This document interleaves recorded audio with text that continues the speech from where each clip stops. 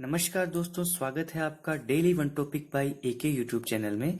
शिक्षा का अधिकार अधिनियम 2009 में बचे हुए तथ्यों को हम आपके सामने रख रहे हैं, जो परीक्षा के हिसाब से बहुत ही महत्वपूर्ण है। जी हाँ, शुरू करते हैं। तो इसमें पहला है विद्यालय के मान और मानक कि विद्यालय में क्या क्या चीजें होनी चाहिए, किस अनुपात में होने चाहिए, शिक्षक छात्रों का क्या अनुपात होना चाहिए। ये शिक्षा का अधिकार अधिनियम 2009 में उल्लेखित है, जिनकी हम एक बात कर लेते हैं। तो उसमें पहला है शिक्षकों की संख्या। जी हाँ, शिक्षकों की संख्या का अनुपात कुछ इस प्रकार से है कि हम पहली से पांचवी तक की स्कूल की बात करें तो वहां पे अगर 60 बच्चे हैं तो वहां पे 2 शिक्षक होने चाहिए। अगर 61 से 90 के बीच में बच्चे हैं तो 3 शिक्षक।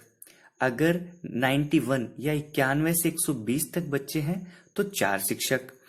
और 200 अगर 121 से 200 तक के बच्चे हैं तो वहां पर 5 शिक्षक अनिवार्य रूप से होने चाहिए। देखिए, जिस स्कूल में 150 से अधिक संख्या है बच्चों की तो वहां पे 5 तो शिक्षक होंगे और इनके अलावा एक प्रधानाध्यापक भी होगा।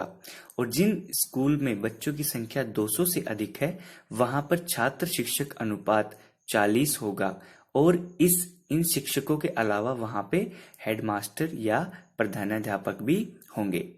इसी प्रकार कक्षा 6 से 8 के लिए बात करते हैं तो यहाँ पे 6 से 8 की बात में आएगा कि कम से कम प्रति कक्षा एक शिक्षक होगा। वो इस प्रकार होगा कि कम से कम वह एक विषय का शिक्षक हो, जैसे विज्ञान और गणित का, सामाजिक अध्ययन का या भाषा का।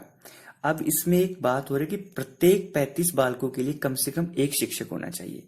यहाँ पे 40 था और यहाँ पे कितना आएगा, 35 बच्चों के ऊपर एक शिक्षक।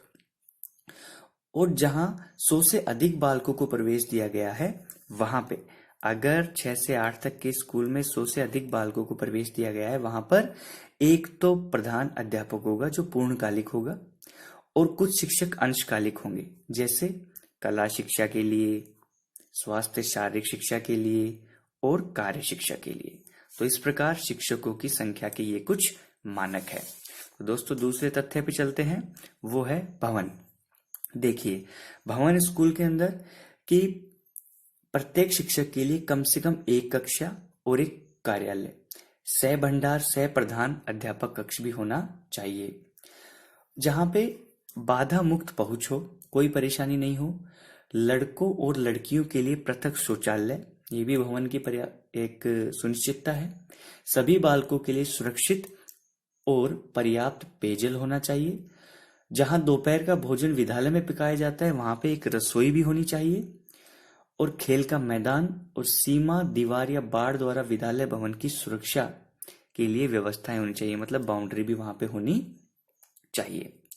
नेक्स्ट है एक शैक्षणिक वर्ष में कार्य दिवस या शिक्षण घंटे। हम इनकी बात पहले वाली वीडियो में भी कर चुके, चलो फिर से देख लेते हैं कि अगर हम पहली से 5वीं तक की कक्षा के लिए बात करें तो 200 कार्य दिवस, और 6ठी से 8वीं तक की कक्षा के लिए बात करें तो 220 कार्य दिवस।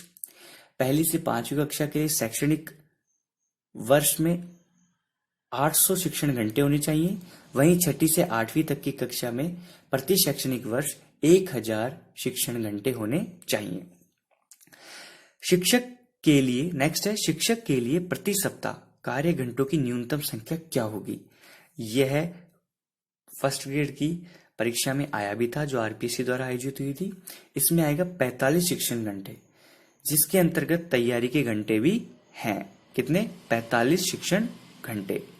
नेक्स्ट है पुस्तकालय। देखिए, प्रत्येक विद्यालय में एक पुस्तकालय होना चाहिए जिसमें समाचार पत्र, पत्रिकाएं और सभी विषयों की पुस्तकें, जहां तक कि कहानी की पुस्तकें भी उपलब्ध होंगी, यह अनिवार्य है। खेल सामग्री। खेल सामग्री में यह कि प्रत्येक कक्षा को उनकी अपेक्षा अनुसार खेल सामग्री उपलब्ध करवाई जाएगी। तो ये कुछ विद्यालय के मान और मानक है जो शिक्षा का अधिकार अधिनियम 2009 में दिए गए हैं। नेक्स्ट है दोस्तों राष्ट्रीय व राज्य सलाहकार परिषद। राष्ट्रीय सलाहकार परिषद अलग है, राज्य सलाहकार परिषद अलग है। देखिए, केंद्रीय या राज्य सरकार अपनी अधिसूचना द्वारा राष्ट्रीय या राज्य सलाहकार परिषद का गठन करेगी, जिसमें अधिकतम सदस्य 15 होंगे।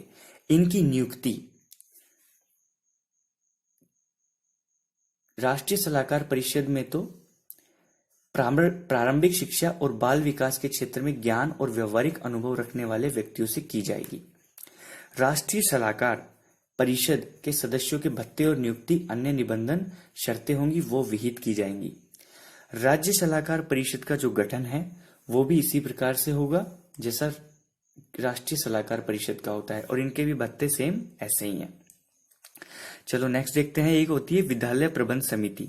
देखिए इस समिति में कौन कौन होता है। विद्यालय स्थानीय प्राधिकारी, जो विद्यालय स्थानीय एक तो प्राधिकारी, माता पिता या संरक्षक और शिक्षकों के निर्वाचित प्रतिनिधि इस विद्यालय प्रबंध समिति के क्या होते हैं, अध्यक्ष सदस्य होते हैं। लेकिन जो विद्यालय स्थानीय प्राधिकारी होता है ये किसी भी विद्यालय से भिन्न विद्यालय का होता है। अब इसमें 3/4 सदस्य विद्यार्थियों के लिए, विद्यार्थियों के माता पिता या संरक्षकों के लिए होंगे। समिति में 50% सदस्य महिलाएं भी हैं, ये भी इसमें नियम डाला गया है। तो विद्यालय प्रबंध समिति। शिक्षा के अधिकार के उपयोग।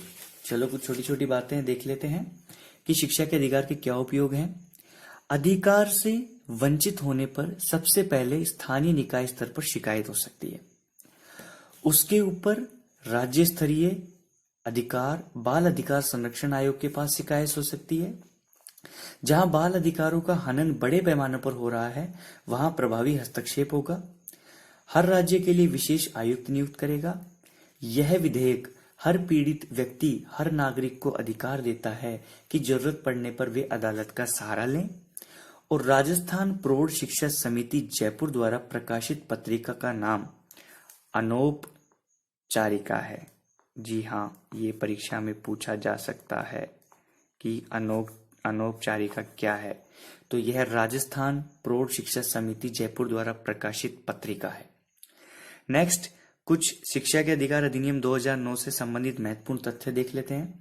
यह जो अधिनियम है जब पारित हुआ तो प्रधानमंत्री मनमोहन सिंह थे, उनके संबोधन में अस्तित्व में आने वाला यह भारत का पहला अधिनियम है। भारत शिक्षा को मौलिक अधिकार रूप से लागू करने वाला विश्व का 135वां देश है, जो कि हम इससे पहले वाले वीडियो में बता चुके हैं। प्रत्येक बसावट के समीपस्थ मतलब नेबरहुड क्षेत्र में 3 वर्ष में विद्यालय या शिक्षा सुविधा उपलब्ध कराना सरकार का दायित्व है। कक्षा 1 से 5 तक नेबरहुड स्कूल का दायरा 1 किलोमीटर होगा और 6 से 8 तक का स्कूल का दायरा 3 किलोमीटर, मतलब 1 किलोमीटर और 3 किलोमीटर के भीतर भीतर स्कूल उपलब्ध होना चाहिए। प्रारंभिक शिक्षा पूर्ण होने तक छात्र से किसी बोर्ड परीक्षा को पास करने की अपेक्षा नहीं है।